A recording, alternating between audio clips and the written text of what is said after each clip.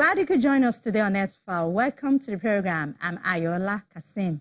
Evidence continues to point to a rise in world hunger in recent years, an important warning that we are not on track to eradicate hunger by 2030. According to available data, the number of people who suffer from hunger has been growing over the past 3 years, returning to levels from a decade ago. Climate variability and exposure to climate extremes are threatening to erode and reverse gains made in ending hunger and malnutrition. So what is causing the increase in hunger and what can be done to stop it? Today on the program, we attempt to answer these questions. Just stay with us.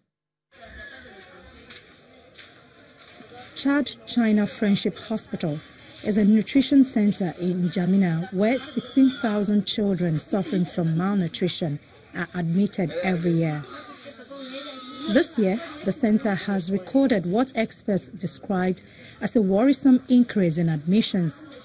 In August 2018, the number of children suffering from severe acute malnutrition increased by 57% compared to the same period in 2017.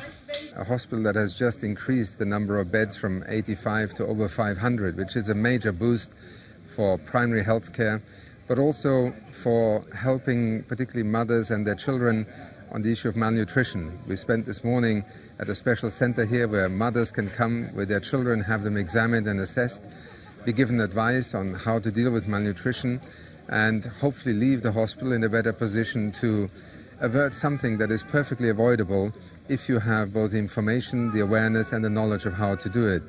Malnutrition is something that we can beat. The Lake Chad region is facing one of the most severe humanitarian crises in the world today. About 7.7 million people are in need of assistance, and the worst affected states of Borno, Adamawa, and Yobe alone in the northeastern part of Nigeria.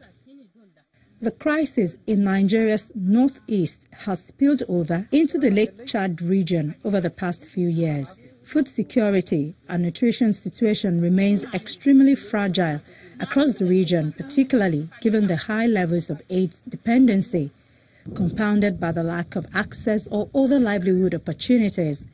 Up to 3 million people are estimated to suffer from critical food insecurity. They need food assistance and support. They're hungry. Then when they stabilize, they need whatever they will support them in livelihood. To rebuild their lives. In its 2018 report titled The State of Food Security and Nutrition in the World, the Food and Agriculture Organization of the United Nations says new evidence continues to signal a rise in world hunger and a reversal in trends after a prolonged decline. In 2017, around 1 in 9 people in the world is estimated to be undernourished. The report concludes that exposure to more complex, frequent, and intense climate extremes is threatening to erode and reverse gains made in ending hunger and malnutrition. Unfortunately, the big news are not good news. This is what we can see. We need to say that again, it's the third time for me to announce an increase on the hunger number of people in the world. Now we achieve 821 million people that are considered undernourished in 2017. In addition to conflict, climate variability and extremes are among the key drivers behind the recent uptake in global hunger and one of the leading causes of severe food crisis. The cumulative effect of changes in climate is undermining all dimensions of food security. Not only like as conflict responsible to increase, but the impact of climate change is so powerful nowadays on food that we are stepping behind. We are reversing the positive trends that we have seen along the decade on reducing the nourished people and also providing a better nutrition. Experts say nutrition is highly susceptible to changes in climate and bears a heavy burden as a result. as seen in the impaired nutrient quality and dietary diversity of foods produced and consumed, the impact on water and sanitation, and the effect on patterns of health risks and disease, as well as changes in maternal care, child care and breastfeeding. The report we're launching shows that there are fewer stunted children in the world. That's good news that we should all celebrate. But there are significant disparities between regions, and sub-Saharan Africa has been left behind.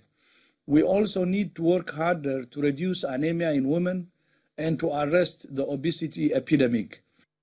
The situation is more pressing in sub-Saharan Africa, where an estimated 23.2% of the population, or between 1 out of 4 and 1 out of 5 people in the region, may have suffered from chronic hunger in 2017. Il est aujourd'hui avéré que l'atteinte It is now proven that achieving SDG goals by 2030 requires taking things to the next level.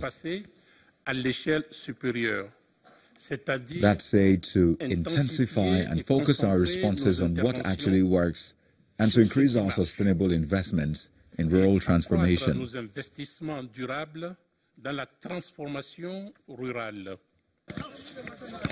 In recent years, extensive droughts in sub-Saharan Africa have led to famines.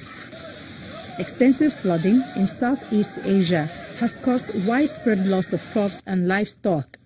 These two extremes, experts say, are hallmarks of climate change, and they are set to become even more severe in the years ahead, leading to greater food insecurity as the global population gets larger. But climate impact is real.